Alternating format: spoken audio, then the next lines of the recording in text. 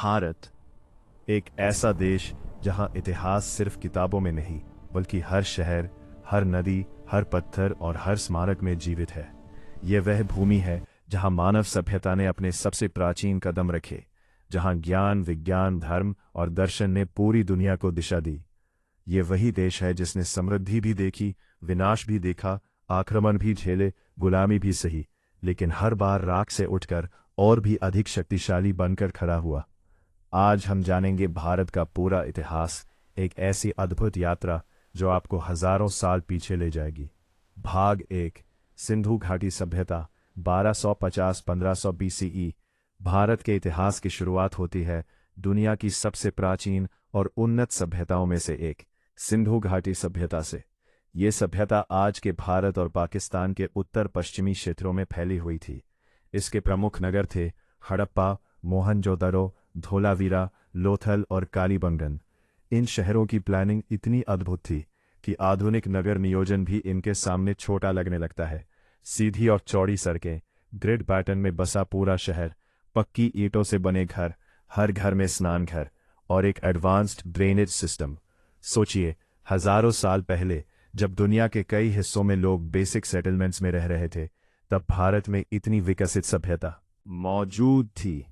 लोथल को एक प्रमुख बंदरगाह माना जाता है। यहां से मेसोपोटामिया तक व्यापार होता था।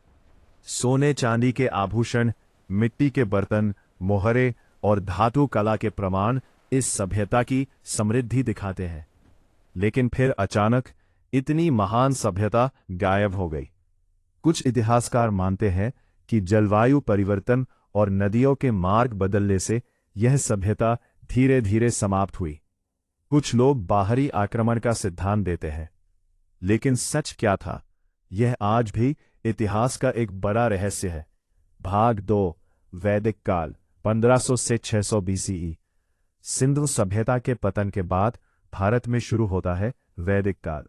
इसी समय आर्यों का आगमन हुआ और उन्होंने भारतीय संस्कृति को एक नई दिशा दी।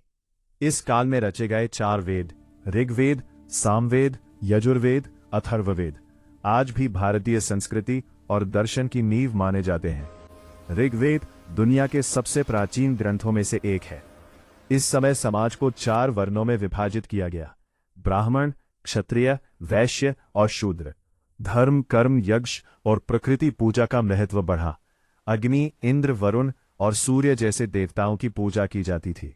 गाय को पवित्र माना गया और कृषि तथा पशुपालन जीवन का मुख्य आधार बने।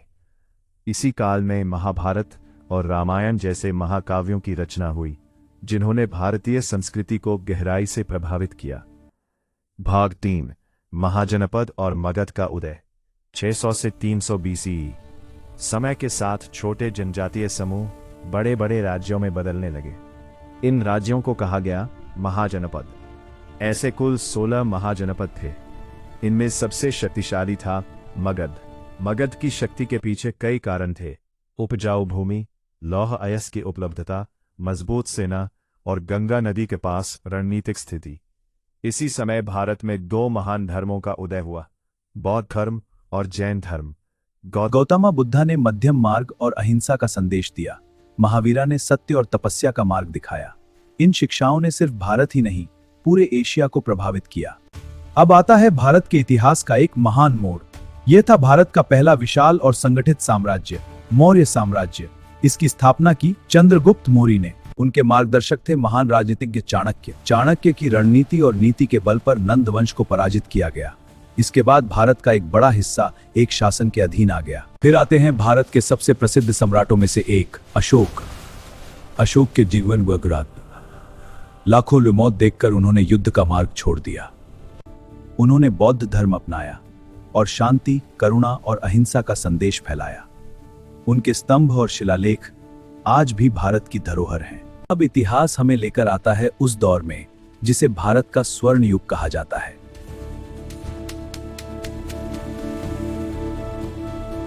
यह था गुप्त साम्राज्य का काल, जब भारत केवल एक शक्तिशाली साम्राज्य ही नहीं बल्कि ज्ञान, विज्ञान, कला और संस्कृति का वैश्विक केंद्र बन चुका था। गुप्त वंश की स्थापना चंद्रगुप्त प्रथम ने की, लेकिन इसे अपने चरम तक पहुंचाया समुद्रगुप्त और चंद्रगुप्त द्वितीय वंश चरम। मेरे शासन में समृद्धि और शांति होगी। समुद्रगुप्त को अक्सर भारत का नेपोलियन कहा जाता है। हमारे राज्य का विस्तार होगा, क्योंकि उसने अनेक राज्यों को जीतकर साम्राज्य का विस्तार किया। वह एक महान विजेता थे। इस काल में भारत ने विज्ञान और गणित के क्षेत्र में ऐसी उपलब्धियां हासिल की जिनका प्रभाव पूरी दुनिया पर पड़ा। महान गणितज्ञ और खगोल शास्त्री आर्यभट्ट ने ग्रहों की गति, पृथ्वी के घूर्णन और गणित के जटिल सिद्धांतों पर महत्वपूर्ण कार्य किया। इसी युग में शून्य और दशमलव पद्धति की अवधारणा को व्यवस्थित रूप मिला। साहित्य के क्षेत्र में कालिदासा का नाम स्वर्ण अक्षरों में लिखा जाता है। उनकी रचनाएं जैसे अभिज्ञान शाकुंतलम और मेघदूत आज भी भारतीय साहित्य की महान धरोहर मानी जाती हैं। कला और स्थापत्य भी इस काल में अपने शिखर पर थे। मंदिर निर्माण, मूर्तिकला और चित्रकला में अद्भुत विकास हुआ। शिक्षा के क्षेत्र में नालंदा यूनिवर्सिटी और तक्षशिला यूनिवर्सिटी जैसे विश्व प्रसिद्ध शिक्षा केंद्र ज्ञान के दीपस्तंभ बन चुके थे, जहां दूर दूर से विद्यार्थी अध्ययन करने आते थे। यह सचमुच वह समय था जब भारत दुनिया को ज्ञान दे रहा था। जहां दूर दूर से विद्यार्थी अध्ययन करने आते थे। यह सचमुच वह समय था जब भारत दुनिया को ज्ञान दे रहा था। गुप्त साम्राज्य के पतन के बाद भारत की राजनीतिक एकता कमजोर पड़ने लगी। देश कई छोटे छोटे राज्यों और राजवंशों में बंट गया। राज्य आपस में संघर्ष करते रहे और इस आंतरिक अस्थिरता का फायदा विदेशी आक्रमणकारियों ने उठाया। इसी दौर में महमूद गजनी ने भारत पर कई बार आक्रमण किए। उसने कई समृद्ध मंदिरों और नगरों पर हमला किया, जिनमें सोमनाथ मंदिर पर उसका आक्रमण सबसे प्रसिद्ध माना जाता है। इसके बाद मोहम्मद अफघोर ने भी भारत पर हमले किए। उसके आक्रमण केवल लूट तक सीमित नहीं थे, बल्कि वह यहाँ स्थायी शासन स्थापित। इस काल में उत्तर भारत की राजनीतिक दिशा बदलने लगी और मध्यकालीन भारत के नए युग की शुरुआत हुई। मोहम्मद गौरी की जीत के बाद भारत में एक नए शासन का उदय हुआ, दिल्ली सल्तनत। इसकी स्थापना कुतुबुद्दीन ऐबक ने 1206 में की। वह गुलाम वंश का पहला शासक बना और यहीं से लगभग 3 शताब्दियों तक दिल्ली से शासन करने वाले कई वंशों का दौर शुरू हुआ। इसके बाद खिलजी, तुगलक, सैयद और लोदी वंश सत्ता में आए। वह गुलाम वंश का पहला शासक बना और यहीं से लगभग 3 शताब्दियों तक दिल्ली से शासन करने वाले कई वंशों का दौर शुरू हुआ। इसके बाद खिलजी, तुगलक, सैयद और लोदी वंश सत्ता में आए। इन शासकों ने भारत के प्रशासनिक ढांचे में कई बड़े बदलाव किए। अलाउद्दीन खिलजी ने दक्षिण भारत तक अपने साम्राज्य का विस्तार किया और बाजार नियंत्रण जैसी नीतियां लागू की। वहीं मोहम्मद बिन तुगलक अपने महत्वाकांक्षी लेकिन विवादास्पद निर्णयों के लिए जाना जाता है। इस काल में स्थापत्य कला का भी बड़ा विकास हुआ। दिल्ली में बनी कुतुब मीनार और अनेक मस्जिदें, मकबरे और किले इस युग की पहचान बन गए। यह समय भारतीय संस्कृति में हिंदू और इस्लामी परंपराओं के सांस्कृतिक मिश्रण का भी दौर था। अब आता है भारतीय इतिहास का एक अत्यंत महत्वपूर्ण और भव्य अध्याय। 1512 में पानीपत भारत में मुगल साम्राज्य। इसके बाद आते हैं अकबर, जिन्हें मुगल साम्राज्य का सबसे महान शासक माना जाता है। अकबर ने न केवल साम्राज्य का विस्तार किया, बल्कि प्रशासन को भी बेहद संगठित बनाया।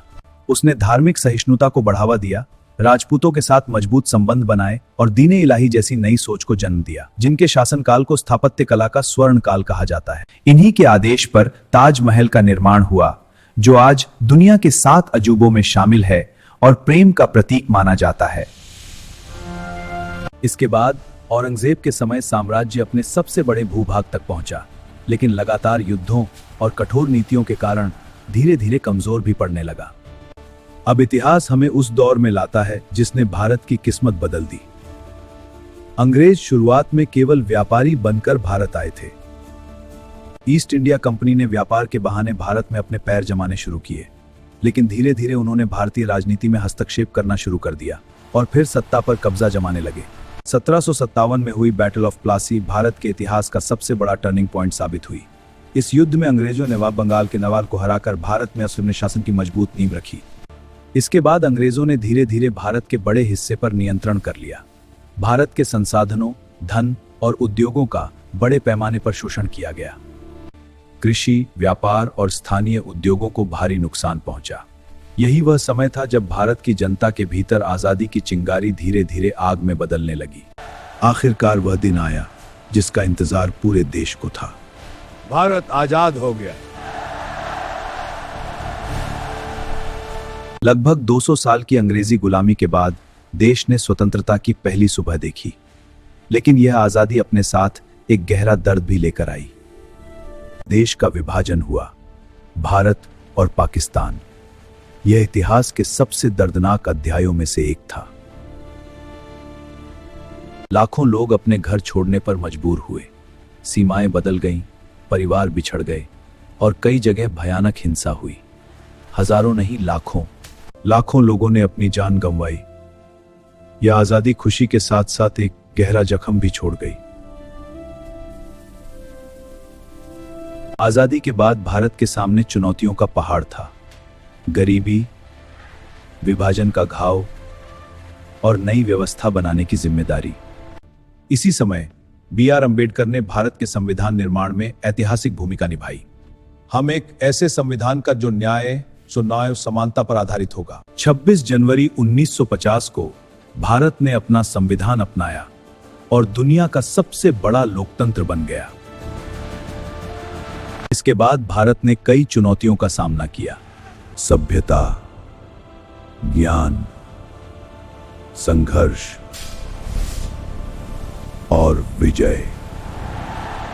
तो दोस्तों, यह था भारत का संपूर्ण इतिहास। एक ऐसी कहानी जिसमें है सभ्यता और विजय।